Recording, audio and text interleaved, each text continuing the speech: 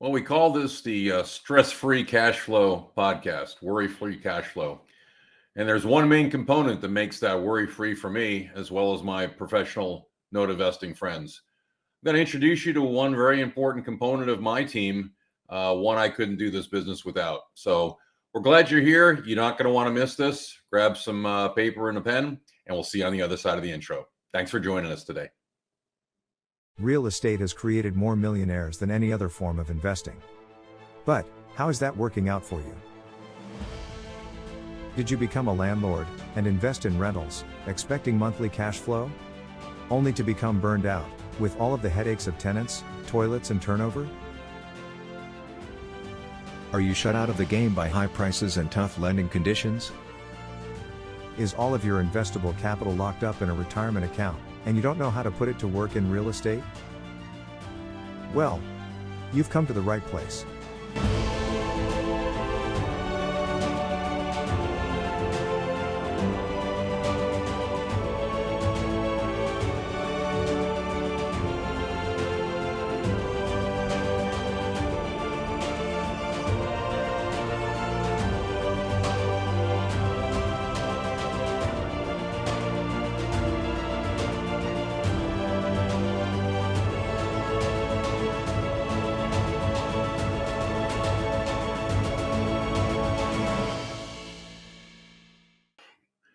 All right, welcome to episode 6 of the No Club USA Cash Flow Podcast. I'm your host, Tom Force. And if you're joining us for the first time, welcome. You've missed a lot, but I'll get a recap for you. You can also go to my website, noclubusa.com, right up here. You have lots of resources there to help you get caught up on what you missed. We've got all the previous podcasts archived there. Also have a short training on notes, which isn't published, but since you're my audience, I'll give that to you. It's noclubusa.com/CF, like cash flow or carefree.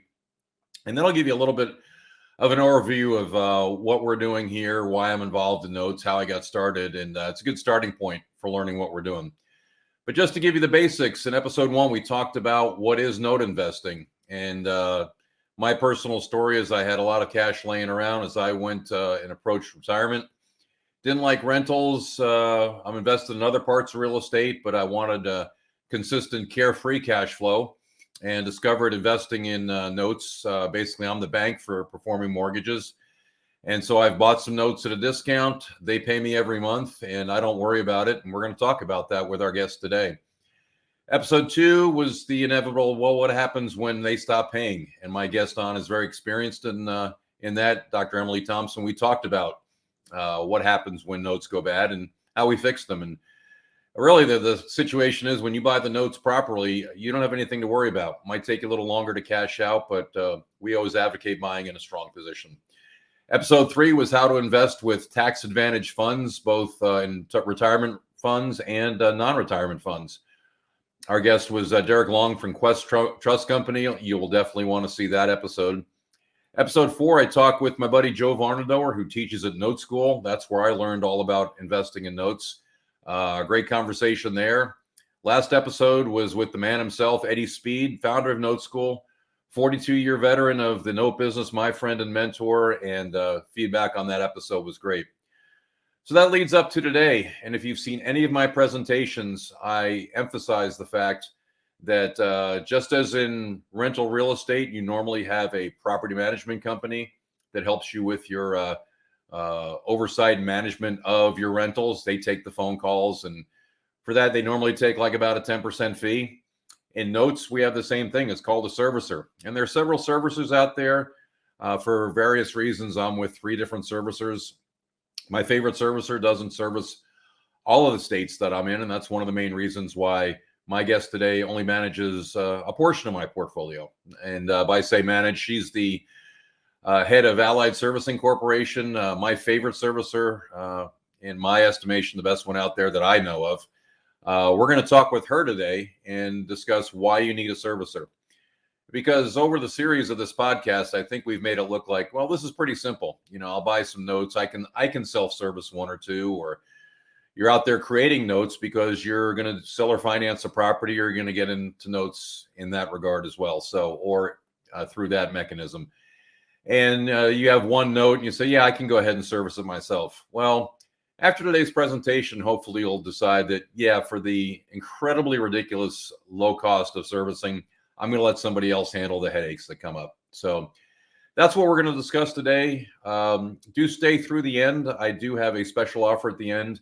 I'd like you to learn more about Note School because I don't offer any courses. I don't really teach anything here that's actionable. It's more for education and entertainment purposes. If you'd really like to get involved in this, work with me or work with some of my fellow note investors, I'd really like you to get trained by the best. And we have a relationship with Note School who trained me. You can attend a 2-hour masterclass, which normally they charge for, but I have free tickets to the next one. Today is April 21st, 2023. I believe the next one is May 10th. And there are other ones after that, but I have free tickets for you as a guest on my podcast. So stick around to the end and I can get you the information on getting those tickets. So anyway, I'm going to take a short break, move to the studio where the guest is. That's Melissa Bolling, Allied Servicing Corporation. They're up in Spokane, Washington. They handle as many of my notes as I can possibly let them handle. They do a great job. I think you're going to find what the servicer does kind of overwhelming. And then when you find out what they charge for the service, it's going to be like, that can't possibly be real. But Melissa's the real deal. I love the work that she does for me. And if you get in the note business, I know you're going to hire her as well. So anyway, 30-second break. We'll see you back in the studio and we'll get started. Once again, thanks for being with us today.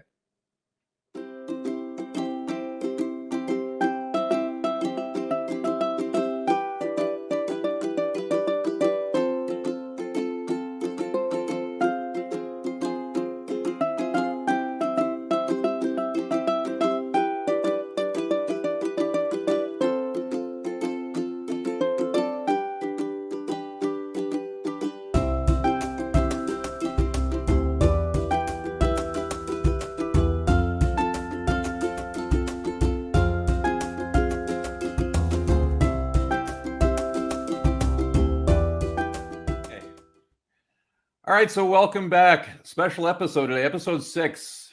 We've talked about how investing in notes is stress-free cash flow. It's not because of anything we do. It's because we have servicers who take care of all of the headaches for us. And honestly, I couldn't juggle my nearly 24 notes. It wouldn't be stress-free. If you're a landlord, you may, if you're smart, have property management that takes care of a lot of your headaches, but that doesn't necessarily get rid of all of them. But we've made note investing sound kind of easy, but it can be a nightmare if you don't know what you're doing. So I figure this is a great time in our podcast series to actually dive into servicing. I've mentioned in every podcast how the servicer takes care of everything and kind of glossed over it. And I was joking with our guest about that. I make it sound so simple, but it's not. There's so much to it. You can get yourself in a lot of trouble without the proper servicing. So I've brought on my favorite servicing company, Allied Servicing Corp., and their president, Melissa Bolling, and she's been so great to join us today for an overview of professional note servicing and how this protects your cash flow. And that's what it's all about. Melissa, thanks so much for joining us. Absolutely, Tom. I'm really glad that I could make this work. I know we tried before I went on vacation last time, and this just worked out a lot better for me. I'm really excited to be here. With the job that you have, I would probably look for a vacation every day, just because I've seen your talks before. I met you at Note Expo and some of the other conferences, and what you do is amazing. And I won't even give away the punchline of how little you guys charge for what you do. And I'll admit right up front, I am with some other servicers. I mean, Melissa handles every note I can give her. Unfortunately, you're not licensed in every state. And it seems to be those are the states that have a little bit of problem right now. And maybe that's because they don't have you guys working for me. But we'll get to that. So in our series, it's so important to talk about this right now because we've made it sound kind of easy. We're going to be the bank. Well, the bank has a compliance department and people who handle all the headaches. And Melissa's company does this very well on our behalf. So why don't you tell us a little bit about your background, Melissa, how you got into servicing, and we'll kind of dive into nuts and bolts of how this works for us. I always laugh about this. This was never something that was planned. I was never like a math person or a law person. But when I moved to Spokane back in, I guess, 94 now, I moved here, and after a couple of different temp jobs and whatnot, I applied to a blind box ad, which, isn't even a thing anymore, but it was Right. a thing Right. then. Right. And I interviewed for a position with a company, and I interviewed with Tracy Z, which many of your Right. people are going to Mutual know. I friend of know ours. you know her.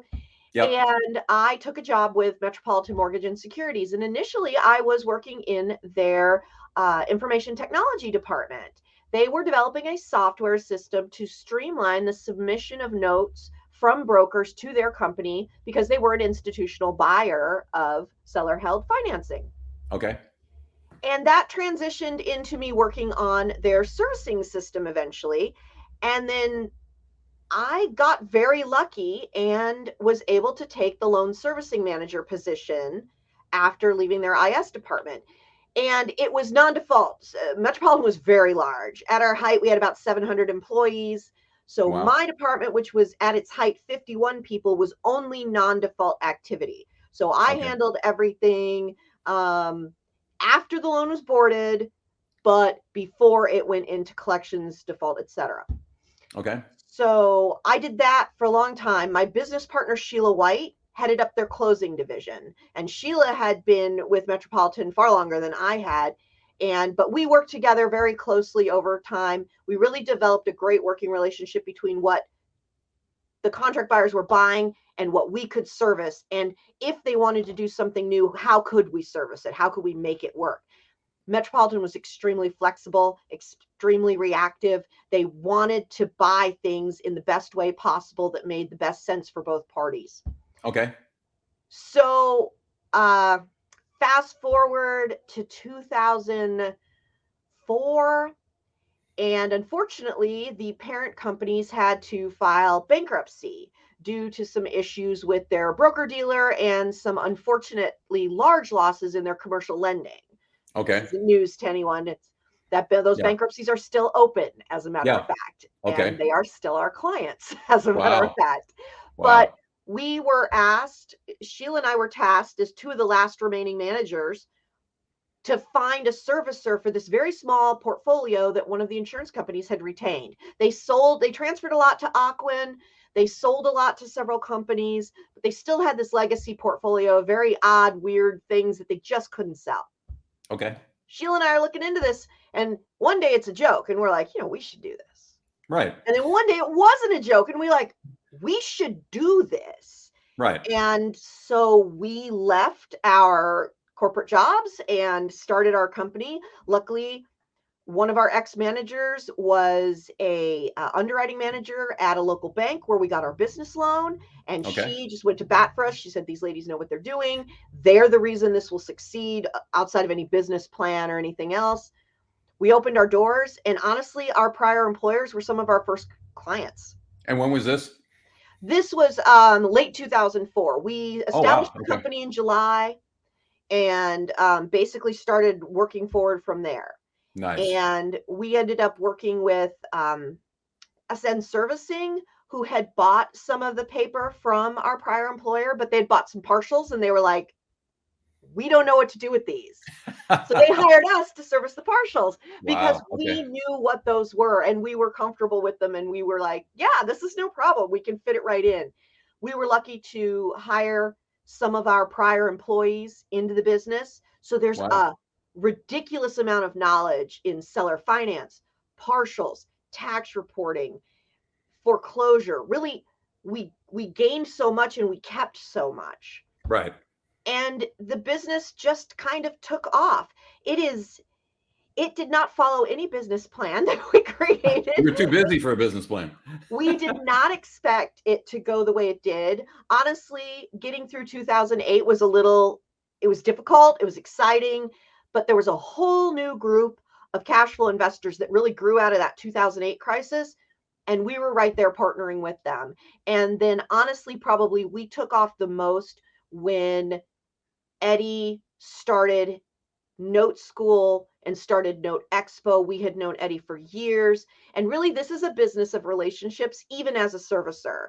I Right. mean, investors know that. It's Yep. who you know and where who knows you you need to be vetted. You need to be known to fund your deals when you get it. It's all about reputation. And having known Eddie for so long, and then he was like, these girls know what they're doing. So then we're getting note school students, and then it's always grown by word of mouth. We've Yep. never advertised per se. Nope. We do a couple conferences a year. I really like doing these podcasts and sessions for folks. I think it's great to get out there. I think people like, in this virtual business that we're kind of in, people like Right. to have a face with the name. That's the reason we still do the conferences. We want to be able to shake our clients' hands and say, yes, I'm who works on your loans every day, and let them get Yes. that personal relationship. Because choosing a servicer should be about rapport. It should be a company that you feel you can work with, and people that you feel you can work with, and that mesh with your business style. Sure. So yeah, Well, and I and then agree. here we are today, and Well, I and don't have a that's minute to exactly. myself because business is great. Absolutely. And then that's exactly been my experience. Melissa, hadn't heard of you before. I became a note school student and you were highly recommended. And that is true. When you're part of the note school ecosphere, you kind of have an insight into providers and who can help you out, and it gives you a little bit of credibility going forward. As far as me as a student, you know that when I come to you with a question or an issue, that I do have the ecosphere behind me a little bit, in that I'm not just some kid who read a book off the internet, and I'm trying to do this on my own. So that's really important. So yeah, I'm real happy with what you guys do. We'll dig into some of that. I can't say that I get that warm fuzzy from some of my other servicers. I feel like I'm a number sometime, but with Allied, I'm not. I know Melissa always gets back to me, or somebody on her staff gets back to me within about 10 minutes of any email I send, any inquiry. So and I can tell that you guys value the people relationship, and that's really important. So great recap. So for the neophyte, for folks who are new to this business, what is servicing, and why is it so important in your eyes? Well, really, the answer is kind of twofold. One of my answers is always, most of my clients do not do this for a living. Mm-hmm. Most of my That's clients me. buy notes on the side. They have a real job, they have Right. families, they have things that take up their time. And Allied's role is to be that office that you're not staffing, Right. and to do the day to day things, because buying notes is great. Administering notes, Not so great. I do it, but it ain't awesome. That's right. You really have to have a sense of humor, very thick skin to do it. But there is a lot to that day to day that most people simply don't have the time for. Sure. Um, What does a day look like in your life as a servicer? Can you take us through that? well, we've got pretty much constant inbound phone calls coming in. Borrowers have, it's everything from, where do I mail my payment? Can I do a payment over the phone? To more complicated questions. I don't understand why my escrow went up. I don't understand why my principal balance isn't going down faster. How do I pay off? Um, I'm behind. What do I do? Or I'd like to apply for loss mitigation, or I need to know what my options are. It can be any number. You could have the sweetest, nicest people on the phone who are just thrilled that you answered their question, and you can have people who yell at you all day long. And it happens, and it's just part of the deal. And we have a lot of paperwork. There's money coming in every day. There's money going out every day. There's a variety of reports and letters and follow-ups and new loans getting boarded and other loans paying off. So we're doing documents to get those loans cleared. Just about any task that you can think of is happening. The only thing that isn't happening right now, because it only happens in January, is mailing tax statements. That's Right. the only kind of finite I can say, yes, I do that all in January. But I Okay. answer questions about it until after basically April 18th. We get a few again in September when that second deadline comes up, Right. but for the most When part, when they finally look at their forms and like, oh, this doesn't seem right. oh yeah, what is Yeah. this? Yeah. Yeah. Exactly. I'm sure that So the I'm sure yeah, that your lenders are a little bit of a pain in the neck too. But some of them they can be, some of them, it's more, it's their money. We understand it. That's very stressful for people if they're not seeing the return they expected to receive, and somehow, whether they feel that that's a problem with Allied, or it's a problem with their borrower that we don't seem to be solving, or they just don't like the options that are available to them or the situations that they're in. For example, great example is Birmingham, Alabama is a year behind on evictions right now. So even Okay. if we foreclosed 6 months ago, we're still waiting and Right. there's nothing we can do. And Right. it's so upsetting for the clients, but we literally can't fix it. So yeah, we do get upset clients. That's probably more my role than anything else, is taking those escalated calls. Right. And then I send everybody their money. Yeah. So Okay. We like you. that's my big priority every day, is to send money out the door. There you go. Well, and I can attest, when I was a brand new note person, it wasn't too long ago. I only been in this business for about 18 months Mhm. as you know, being serious about it. And there is a time where you have to trust the process. And that was Mhm. something that I didn't trust. It wasn't a matter I didn't trust it. I just wasn't used to the process yet. When you buy a note, from any kind of platform or whatever, there's a transition period. There's the goodbye letter, the whole hotel, hello letter, all the things that have to go on. And I'm like, well, I know a payment was due on the first. How come that's not in my account now? And why isn't anybody getting back to me? And so that's how Melissa and I got acquainted, because she had to answer my questions and like, who's this guy?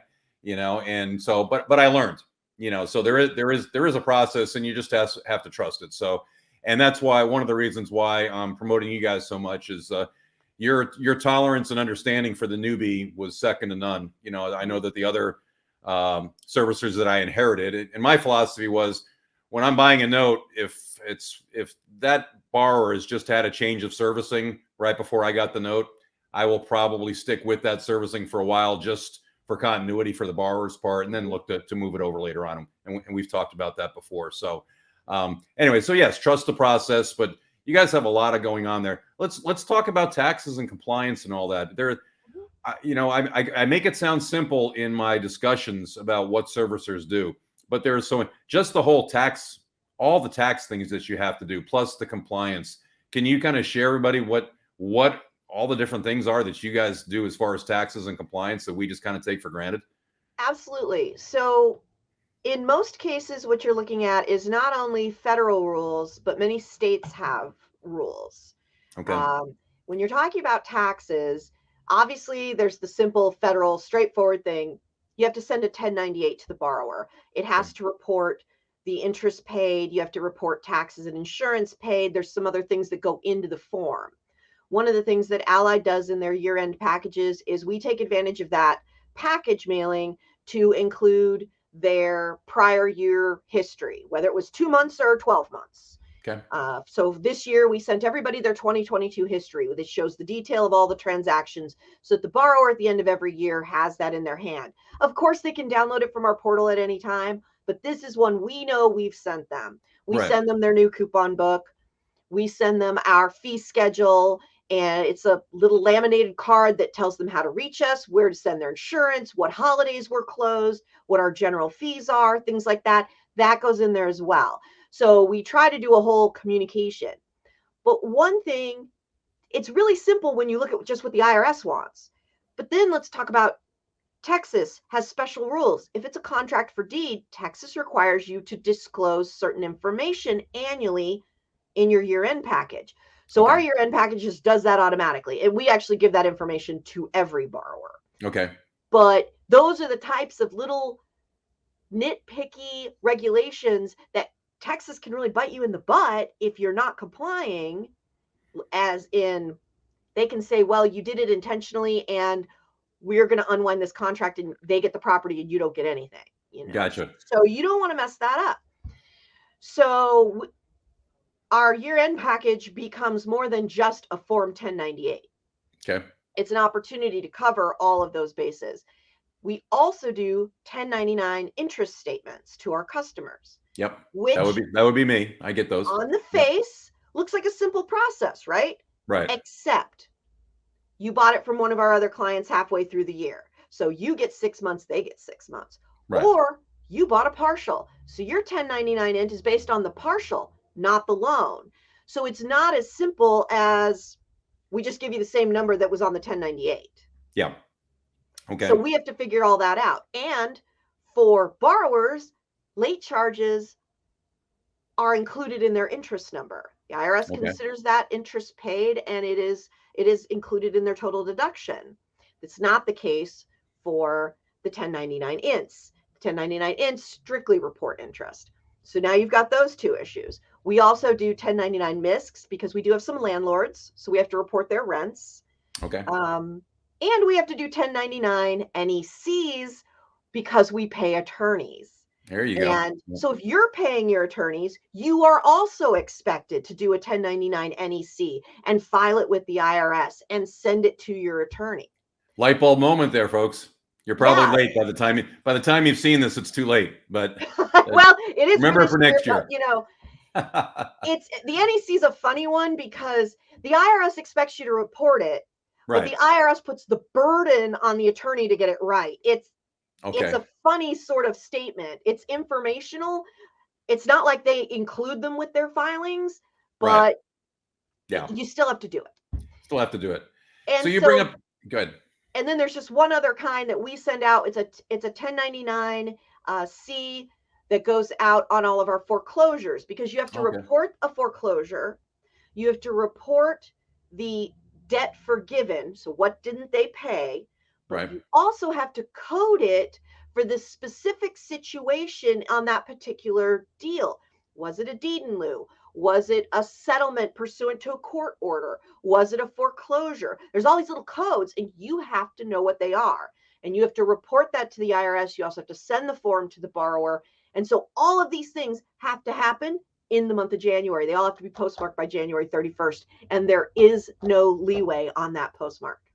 No wonder you're planning vacation once you're done with January. I tell you what, I'm out. Melissa just got back from France, so we'll talk about that later. So you brought up an interesting discussion. You talked about foreclosure and paying attorneys. So that's obviously inherent in the business is having some legal stuff go on. So I personally, right now I'm just doing performing notes, but we all know that even with performing notes, they can go 90, 120 days late. I got a couple of those right now that are in states that you guys don't handle. So I've had to find other ways to handle it. So notes under your purview. Let's talk about what happens when somebody goes over 90 days and how do you guys get involved in it? In our discussions, I found out that your ways are, very cost effective and very efficient, but for somebody who's brand new to notes, they may not know what happens, what those milestones are and what a servicer does. So we actually start performing collection outreach generally because we are so small. Our outreach tends to really hit at that 30-day delinquency mark. Okay. Especially since when you're talking about seller-held paper, borrowers do not pay on the due date. They generally, if they're performing, pay before their late charge hits. There you go. If you're due on the 1st and late on the 10th, I got the money on the 10th. Yep. It's just the way it is. Unless, I mean, there are exceptions. I have customers who are on ACH. They get their payment drafted every month and great. Right. But most people who are writing a check, and I can't tell you how many physical checks I still get, they're paying to get it in by the grace period. Yeah. So we know, and a lot of them, maybe they're going to pay later in the month. Maybe they're on Social Security and they get paid on the 3rd Wednesday of every month. Doesn't matter when their grace period is. They may include the late charge. They'll just send the check when they send it. So we found that calls between the grace period and 30 days, it's probably not worth it for most of our customers. No, and if you look at their history, I go on the portal, I look at the history and I said, yeah, I know they're due on the 1st, but I look, last payment was the 15th and that's legally okay. And boom, there'll be on the 15th. I was just on the portal before I talked to you and there was somebody, they always pay on the, on today. So anyway. And that's it. And so we start our outreach pretty much at that 30-day mark. That's when we're going to start making calls. So what would a call like that be? Just a call to say, hey, you forgot? We call, it's generally it's more like a courtesy call initially, especially if it's a borrower who's been performing reasonably. Right. Give them a call and say, hey, we noticed you didn't make your March payment. It's April 10th. Did you want to make that now over the phone or what's going on? What's your plan? And either they'll be like, oh my gosh, I forgot about that. I'm so glad you called. Let me make that payment right now. Or they'll be like, oh, I just put that check in the mail. Of course. Wow. Okay, great. What are the odds? That's fantastic. But it could be a deeper issue. I lost my job. my son had to go into the hospital, my car broke down, it's going to be that kind of thing. And then we start Right. talking to them about options. Can you do maybe a payment in a quarter for the next 4 months, or a payment in Hmm. a half? Can we get you on making a half a payment every 2 weeks? What works with your pay? What works with getting you current? How can we make this work? Right. And so generally, if they will respond to us, we can come up with some sort of plan, get some sort of promise out of them, and then follow up on that promise if it's not capped. Okay. Because they can set a payment over the phone for any date in the future. So if we're talking to them today and they're like, I'm not going to have another paycheck until like 21st, we're like, okay, well, we Hmm. can set that up to come out on the 21st when your paycheck goes in. And they're like, oh, great. And so there we go. And now we can say to the client too, there's a payment scheduled for the 21st. Perfect. So that's going to come in. Right. So those are the kinds. It's a very open dialogue, non-accusatory sort of conversation. Just, hey, did you forget what happened? Just following up. Once we And get if to I about might 40, interject here, if I yeah, might interject here for the new folks, keep in mind that she's doing this on our behalf. We're out living life, working our W-2 job or whatever we're doing. And so we're not taking these calls. We're not having to call people, chase them down and deal with the excuses or anything else. This is what the servicer is doing for us, and a lot of times we don't even know what's going on. So they're doing it for us. So anyway, I just wanted to hit on that important point for the new folks. absolutely. 45 days delinquency is a benchmark. If there's a federal notice that goes out at 45 days of delinquency, if the notice has not been sent in the past 180 days. It's a Okay. really strange calculation. So if a loan's been current and hits 45 days for the first time, there's a notice that goes out that says, hey, you're 45 days delinquent. Here's your last 6 months of transactions. What's going on? You don't want to go into foreclosure, so you need to do something. Right. Usually the borrower only sees the word foreclosure and they call me, why are you foreclosing on me? And we have to explain the nature of the letter. Right. But once that letter's been sent, it can't be sent again for another 180 days on a new 45-day default. So it's kind of Gotcha. a weird Okay. little letter. But so Okay. the most a borrower can get is twice a year. Okay. But those letters go out once a week. We drop all of our 45-day letters, send them all out. Those are very effective. They're kind of a scarier letter. They definitely have the word foreclosure. They talk about seeking options and opening Sure. up that loss mitigation dialogue. Right. Once you've hit about 60 days, at this point, if we're not getting a response to outreach, if we can't reach them by phone, we'll send a letter and say, hey, we've been trying to reach you about these. Now you're 2 payments down. Give us a call. Let us know what you're doing. Some people just go in the portal, make the payments, which is great for everybody. Yeah. If we don't get anything around the 60-day mark, that's about when we're going to start going back to the client. We're going to say, do you want to consider a notice of demand? Mm-hmm. Notice of demand is basically in most states and under most documents, it's a 30-day notice to cure. They have 30 days to bring the loan 100% current. Okay. Of course, loss mitigation is always an option at any of these points, but this does restrict the account. They have to pay in certified funds, so they can't bounce a check on us. Okay. And they have to pay everything. We're not going to take a partial payment unless the client has said, hey, if they'll get me half, I'll let them do that with a payment arrangement after. There's all sorts of flexibility. But generally, this starts the clock.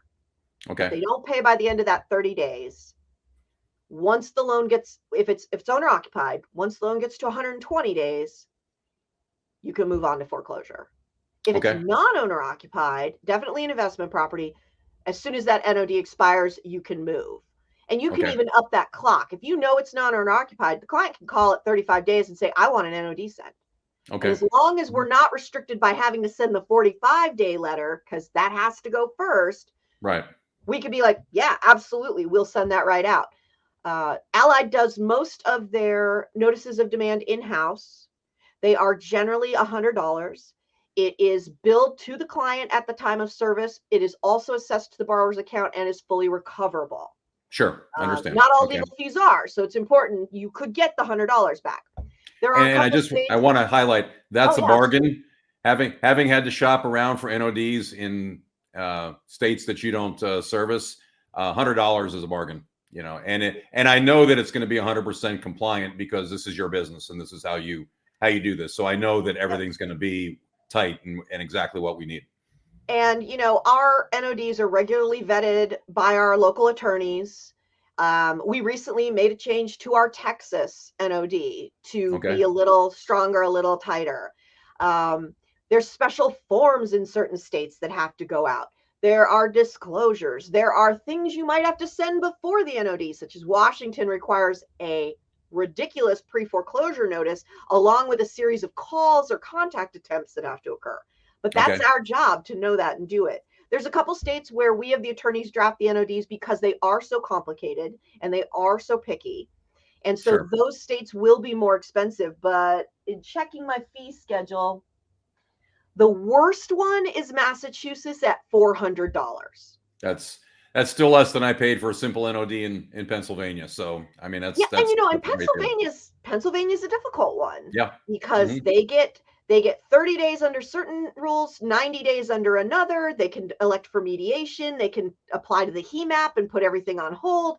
Yep. It was It's tough. definitely one you don't want to mess up. No. And the good news is on that one, just a couple of days ago, the borrower just got her tax refund. Like we said, tax refund season is great and is paid through to the next month. So you go to that one worked out. I got lucky on that one. So That tax season every year has been great. And this past year, what we've really seen is so many borrowers took advantage of the opportunity to apply for the hardest hit funds, or what they called the homeowner assistance funds. I was That going was to the ask you about second that. Yeah. round. And Okay. we have had so many reinstatements. And on top of that, not just reinstatements, we've had some ongoing payment assistance for our borrowers as well. That brings up a good point, Melissa. I was going to mention that. So let's say that I'm in a state that you service. I've got a borrower there is getting behind, and I want to make them aware of the homeowners assistance fund.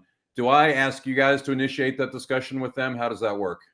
If they're behind and we can get them on the phone, we have been bringing it up. That was an active outreach option for us throughout the past year. In some Okay. cases where borrowers wouldn't respond to phone calls, I'd download the flyer right from the HAF site and drop it in the mail to them. Perfect. Okay. Like, hey, just open this one piece of mail. It could help you. And That's it. so many people got the relief they needed.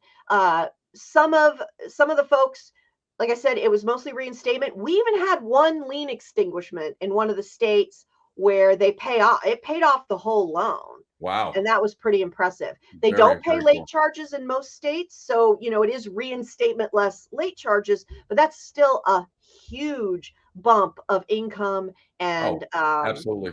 and bringing your loan reperforming. There's Which, really, it's free money. I'm just like, I which, couldn't tell these people enough. You need to yeah. take advantage of it. Well, it's a relief for us as a lender too. That's Mhm. what we want. Briefly touch because we still have a few things to cover. Briefly touch on what happens when, you've tried everything and you're going to go to foreclosure. How do you integrate with the attorneys? How does that work? So we do have kind of an a la carte philosophy here at Allied with most non-Allied services. So our service fee buys you Allied. Anything we can do in-house, for the most part, is covered by that fee. The NOD is separate. That is additional prep mailing. So that is the $100 fee. But generally speaking, all the collection calls, all the outreach, any loss mitigation that we assist with, that's all included in our monthly fee. Okay. Once we reach the point where it's ready to go to the attorney, you can use Allied's attorney. You have a single point of contact here at Allied. My business partner, Sheila, coordinates all legal actions, whether that's foreclosure, bankruptcy, eviction, deed in lieu, litigation, all of that. And Okay. she's your single point of contact. And then we use firms throughout the country to handle our legal actions. Okay. And these are firms that are generally on the smaller side because we found they are better if we've got a foreclosure going, but we also want to solicit a deed in lieu. They don't stop the foreclosure. It doesn't come out of this box and go into this box. They keep Right. it going. And we Okay. found that those smaller firms are better with things like contracts for deed, issues with partials, some of the litigation. They actually provide us support in those areas. And so that's what we use. They're basically Fannie Freddie rates, but the difference is if Sheila emails them a question about a deal, we don't get charged a per hour to get that question answered. Whereas if you, as an individual or with an attorney for the first time, you probably are paying a retainer and you're being charged every time they answer an email or pick up the phone. That's how it's working with some of the other servicers I have. I know that when that Pennsylvania note went to Need and Lost Myth, they said, "Well, you ready to put down a $2,500 retainer so we get going?" I'm like, we'll talk about this. So we have retainers in certain very expensive states. The ones, Florida's really common because it is so fee heavy on the front for the filing costs. okay, So we have done that. But for the most part, most of our places are retainer free. You are billed at milestones, or in the quick states like Texas, usually about halfway, and then a bill at the end. That's kind okay, of how they run their billing. But you can do that, and Allied will coordinate all of that. We'll just keep you in the loop as the steps move forward. If you've elected to have us be your power of attorney, we'll even sign all the paperwork. You don't have to sign anything. You don't have to receive things, mail it back. You don't have to. fantastic. You can elect to. Some clients aren't comfortable with the POA. Perfectly fine. We will send you documents you'll sign, notarize, whatever, and return to our office. You can also use your attorney. If you have an attorney, especially in a state where you're heavily in and maybe you already have those connections but from before you used a servicer, if you want to use your own attorney, that's great. We'll give you numbers, we'll provide copies of documents, but we're not going to check in with your attorney. That's all you Right, now. So if right, you've got that time or that interest, or you're getting a really screaming deal on your foreclosure, absolutely. You just sure. have to keep us in the loop. Send us copies of everything that's filed. Send us all the bills that you pay so that we can get them on the loan. I can't tell you how many of my clients send NODs themselves or through their own attorneys and don't tell us. So the Oh loan's no, not restricted. And we accept payments, and we're like, now you're out your foreclosure fees because you didn't tell us and the borrower paid. boy, it's And complicated. That's why yeah, you need somebody who knows what they're doing. I'm sure I when you make some phone calls to the attorneys on our behalf, they're not hitting you for $100 every 6 minutes. no, It's yeah, no. you get the group discount because you're so good to them. Well, That's and they know they're getting all of our business in that particular state, and they're willing to answer those questions. And honestly, a lot of the questions we don't have to ask. right. We've been doing this for so long that it's very rare that we come up against something we haven't seen before. Absolutely. That's really really important. Fantastic. Um, moving on just a little bit, we talk, for us about, being the bank, we need to act like the bank, and a lot of that includes making sure the taxes are paid and your collateral's insured. And I personally, my buy box has expanded to, I really want people to escrow. That's because I know that a lot of people promise at closing, oh, I don't need to escrow. I'll save up enough for it when the time comes. And we found that that's not always the case. So what do you all do in terms of monitoring the escrow and the insurance and all that we don't have to worry about? So for all loans that are in first position or are wraps with true escrow or Allied's administering the escrow, most of our setup fee goes towards the acquisition of the tax contract. And Okay. our vendor ensures that we get the bills on all of our escrow deals so that we can pay them at the point of greatest discount to the borrower, or at least timely if there's no discount Okay. offered. And then for our non-escrowed loans, we receive all the notices of delinquency. So when a jurisdiction releases their delinquency information to our vendor sends us a report. We start getting out those delinquency notices. If it's critical delinquency, if we're looking at a potential tax sale, if they're already a full year delinquent, we generally don't get too excited about a single installment. We worry more about once they're a full tax cycle delinquent. Then we're going to start bringing the client in and say, how do you want to move forward with this? Do you Right. want to pay the taxes? And then we'll add it back and accrue any interest that you maybe due for the payment of those. Do you want to pay them, send the NOD? Where do we want to go? So we'll start Okay. talking options. Okay. But mostly we just send the delinquency notices, and eventually our non-escrow borrowers pay. So many of them, again, tax refund season, this is when they pay their taxes every year. Sure. And we Sure. know that's what they're going to do. Mhm. So sometimes we won't get terribly excited about a delinquency because we'll look and we'll see, oh, well, this happened every year. And every year they pay it and they send us a receipt in February, March when they got their return. Okay. But definitely we monitor that. Insurance, the same thing. We have a vendor. All first place liens are covered under our blanket policy. If the borrower fails to provide acceptable proof of insurance, and acceptable means they have to list Allied as the loss payee.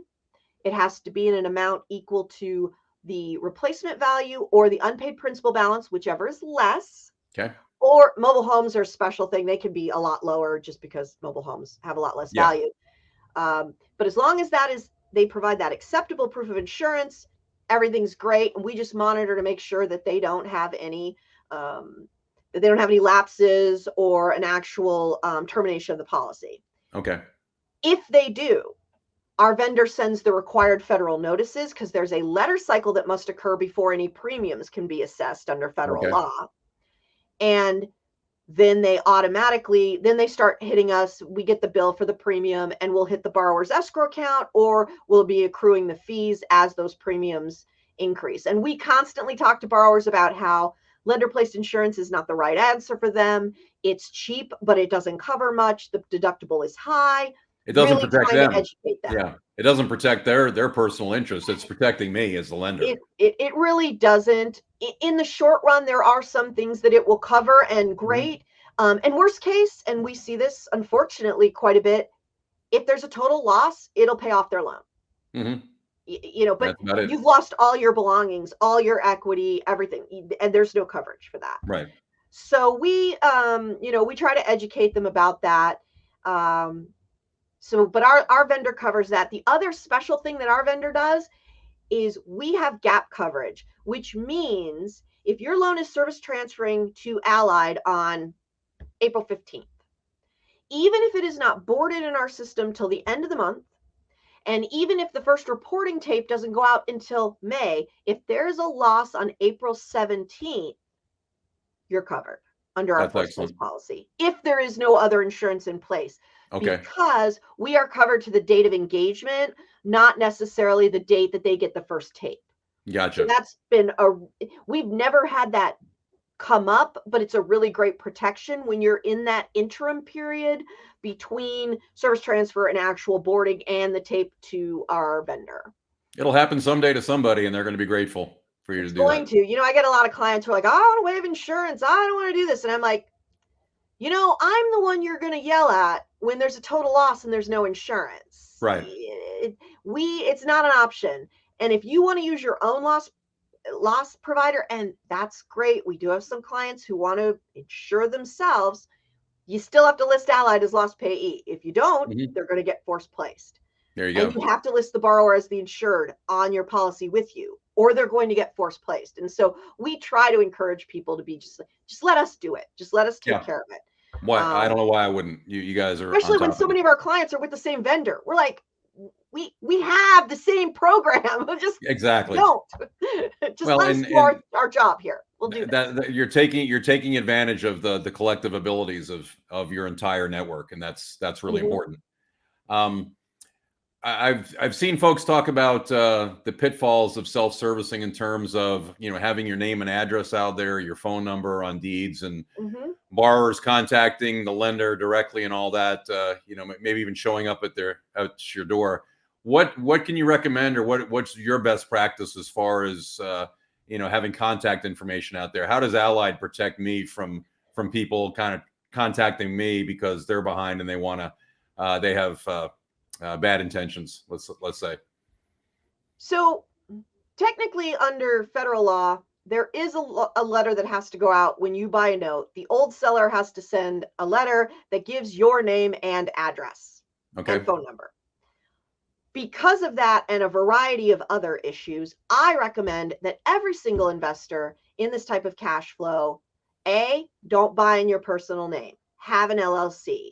I know it's annoying to pay for it every year, but it's worth it. Have your LLC in place. Use a PO box or a mailboxes, etc. address.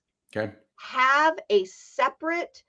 You can get a free toll-free number or a mass toll-free number on the internet. They're not expensive. Google Voice. It will push through to your phone, but they don't see your phone number. Get yourself your own toll-free number. Because it's a federal requirement to have that available, right? they say toll free, but nowadays nobody pays for phone calls. So it's a We're dating convenient. ourselves. Yeah. But here's the thing. Legally, I can't not tell a borrower your company name and phone number Right. and address. Legally, Okay. I have to disclose that. Okay. So that means if you're not creating those protective walls, you're going to have borrowers calling you because I can't not give them the phone number because they're mad because I'm like, you're being foreclosed on because of this. Well, I want to talk to my lender, and we can't deny them that option. Right. You can always turn them right back to us, which is great. Please do, tell them, I'm sorry, Allied handles this for me. You're going to have to call them. Right. But have that PO box, have that LLC, have that toll-free number that is not your own number. The other things that you can do are contract for deeds. When you buy those, there's a deed that gets recorded, sometimes an assignment. Again, have your LLC. Use either Allied's PO box, which on a contract for deed is a big deal because then we get all the tax bills, municipal violations, and any other notices. I know what you're talking about. Let me tell you, if you're selling a partial on a contract for deed and you've got a passive investor, you don't want them getting those notices. Why is that water bill showing up every month? Exactly. Yeah. Send it directly to Allied. So you can use our PO box. We're all about that. Or have your own PO box and be prepared to forward those things to Allied timely. Fantastic. Never put your name and address in a public record document. That is my advice. That's fantastic. Allied's PO box can be used at any time for any loan we service. Okay. Now, that does mean that if you service transfer later, we're still getting all the mail. You can change the tax address, and there's some things you can do at the assessor's office, but the assignment will still be here. But we're still going to forward anything we get. We're not going to be like, oh, we don't service this, throw it away. Okay. We will forward any notices we receive to you. We'll send them to the last email on file and whatnot, and keep you informed. But definitely do that. That's your greatest protection, because unfortunately, the truth of the times we are living in is you cannot be sure that someone is not going to show up at your door. Exactly. Angry about something. I know. I was watching an interview with Tracy, not too long ago, and she talks about that. That's having happened. People come to their own. It's not something we think about. So yeah, an ounce of prevention is really, really important. And as we start to wrap up here, I mean, this has been gold. One thing that I think sets you all apart too is that we send the collateral documents to you, and you actually pretty much audit it and make sure that we've got everything in place to begin with. I mean, just what are the common things that you see when a package arrives that might be needing a little bit of remediation? So we like to be in a lot of, like with PaperStack and some of the marketplaces and a lot of the mortgage loan servicing agreements, you can designate your servicer, your document custodian, and where the assignment and allonge to you goes. Okay. We like to be all three. Mm-hmm. And then we get your collateral package. And first of all, we check to make sure that recording your documents is not going to make a big problem worse. Right. We're looking to see that you have a clean chain of allonges on that note, whether they're in blanks or whatever. Just do we have them all? Okay. If the note is lost, do we have a lost note affidavit, and is a copy attached? Because a lost note affidavit is worth nothing unless there's a copy of the note attached to it. Right. Do we have recorded documents? If I'm missing one, I might go online and I might pull a copy of it, because as long as it's of record, I don't need the original. Okay. And if all of that is clean and great, we'll go ahead, we'll get your assignment, your deed recorded, we'll attach your allonge to the note, we'll put it all in the file, and then we store it in fireproof storage for your protection. Then we have them when it's time for foreclosure. Sometimes, like Florida, you have to surrender the note and all the allonges to the court. Right. No way around it. Got to do it. Absolutely. There are some attorneys who won't start foreclosure until they've seen the original documents. Right. And so we'll get everything recorded. We'll keep it in our files. And it's great at payment in full too. That makes my life a lot easier. If I cannot tell you how many loans pay off. And I ask the client, okay, please sign this release that I've prepared and sent to you. And I need the original fully endorsed note. They're like, whoops, I don't know where the note is. Yeah. The note is lost probably 70% of the time. And that tells me that investors are not protecting their originals in a way that they should be. Because in some cases, if you don't have that original note, the magic that is that note, you can lose rights in a foreclosure, in a bankruptcy, in a variety of cases. So the last thing you want to do is not keep that note safe. If you have to hold on to it, fireproof storage. If you're going to use a bank safety deposit box, make sure someone else has a key, that Right. we know who they are and that they know what's in there. Right. So many people, they have this great thriving business and then they are hit by a car and they die. Yep. And their kids are like, we don't know what's going on. They don't even Right. know to call us. Right.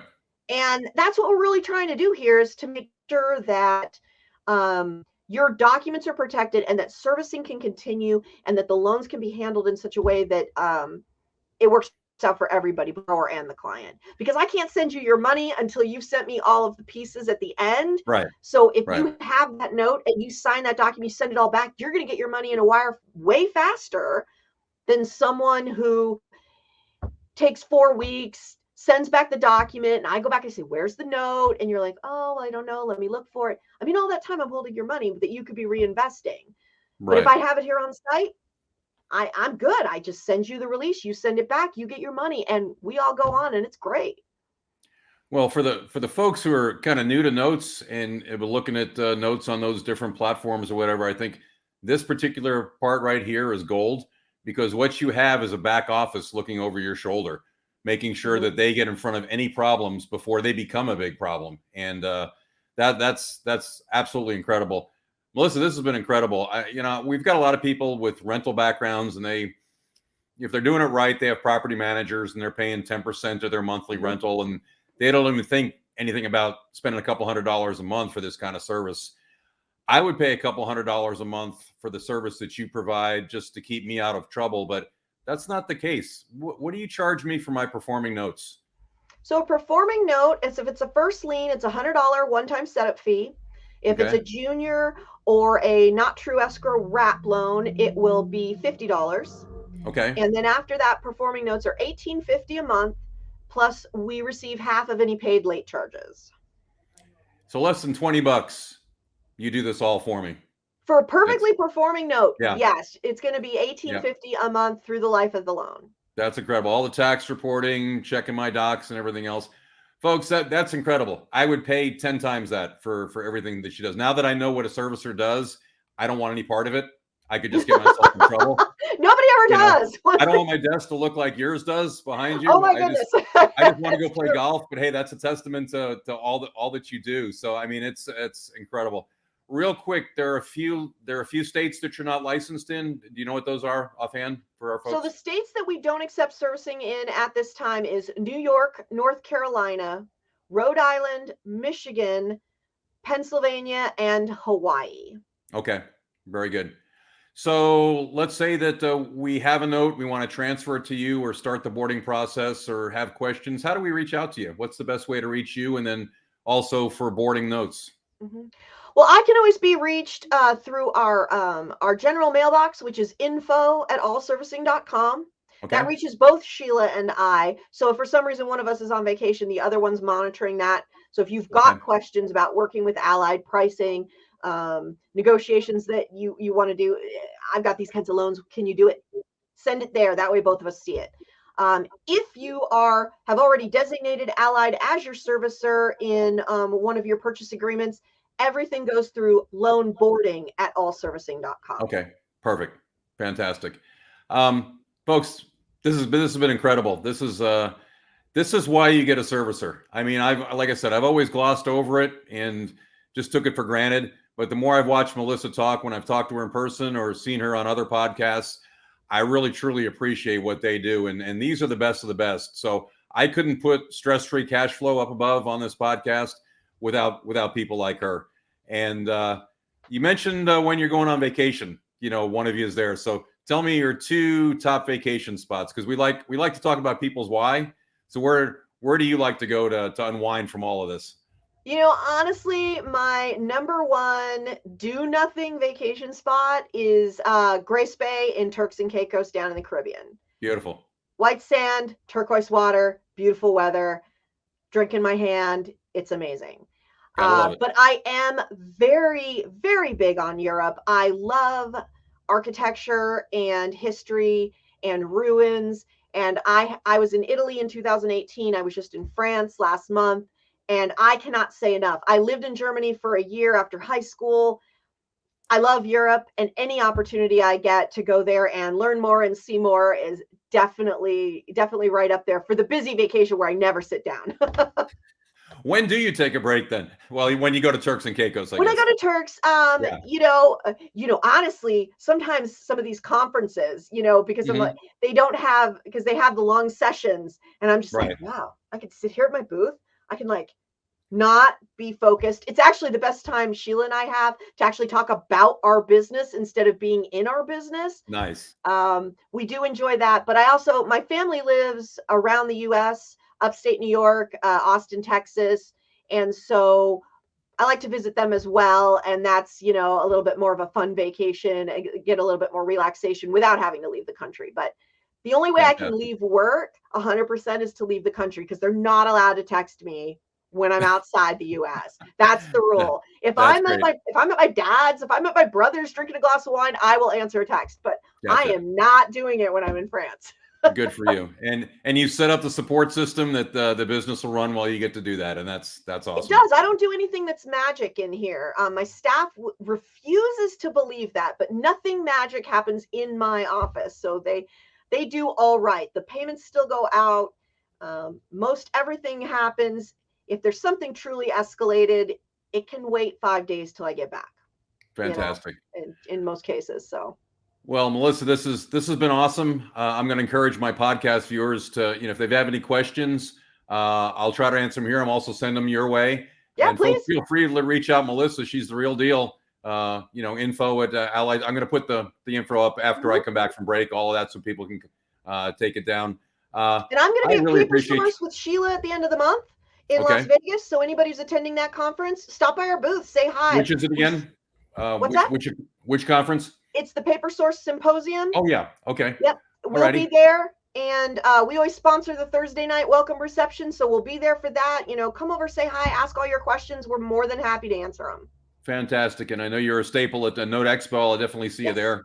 So Melissa, thanks so much. This has been incredible. It's been more than I expected. I learned a lot today myself, and hopefully I know our audience did. And we'd love to get you more business and keep you even busier. So super. Thanks Thank again. you.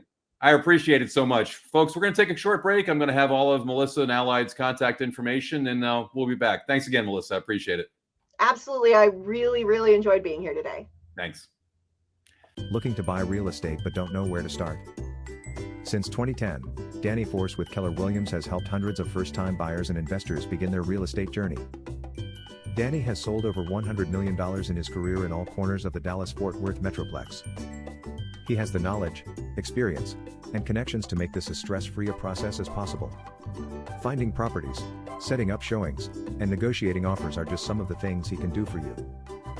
Come talk to Danny today at 817-518-7606 and use the Force in real estate today. All right, well, we're back. That was about 1 hour of priceless content. If you've ever entertained the notion of self-servicing your notes and you don't really have any experience doing anything like that, hopefully today's episode will steer you clear of doing that. I think Melissa demonstrated there's an incredible amount that goes on with managing the notes, taking all of the borrower's calls, dealing with all the tax issues, the legal issues. And for the price that it costs for her to service a note, I can't possibly think of any reason why I would go ahead and do that. So that was the purpose of today's episode, was to show you the importance of servicing, all that's involved, and just outsource it. I mean, professional landlords, they don't think anything about paying 10% of the monthly rent to manage their rentals. Here it's a fraction of that. So like I said, I use Allied for as many notes as I can. There are some states that they're not licensed in, and that's okay. It happens. But anyway, hope you enjoyed the episode. If you're intrigued at what we do and how to get more information, watch the outro right here. I'm going to give you a QR code and also an email address to get a hold of me to get free tickets to the next masterclass. It's free. Dip your toe in, see what you think about it. About 19 months ago, I didn't know the first thing about note investing. I didn't even know it existed. Now I've got a serious flow of cash into my retirement funds every month, and I don't worry about it. In fact, I'm about to go on vacation, so that reminds me the next episode will probably be in 3 weeks. I think we're going to do May 12th versus the 5th, unless I can get the other one ready to go before then. So, point being is while I'm on vacation, Melissa's worrying about my notes. I'm not. The rent will come in. Anything happens, they'll take care of the call. So, anyway, and I say rent for me, it's a synonym for the cash flow that landlords are used to. So, I get my quote unquote rent. It's actually a mortgage payment. And if anything comes up, Melissa takes care of it. But in our business, it truly is, for the most part, stress-free cash flow. And hopefully, we kind of demonstrated that today. So, anyway, love to hear from you. Go to our website, go to the podcast section, and click questions or comments or feedback, or email me, and let's have a conversation. I'd like to hear more about what you'd like to see on the podcast, because we're here for you. My business is up and running. I'm trying to get more people involved. I'd love to have more people to do business with. That's why I direct everybody to Note School, so you can get trained and we can have a good, healthy conversation about notes going forward. So, anyway, happy to have you with us today. We've been here long enough. I hope you found it interesting. We'll be back on May 12th, most likely, with another great guest. Please do attend the masterclass. The info on that is follow up here. And wish you a good couple of weeks and look forward to hearing from you. Take care.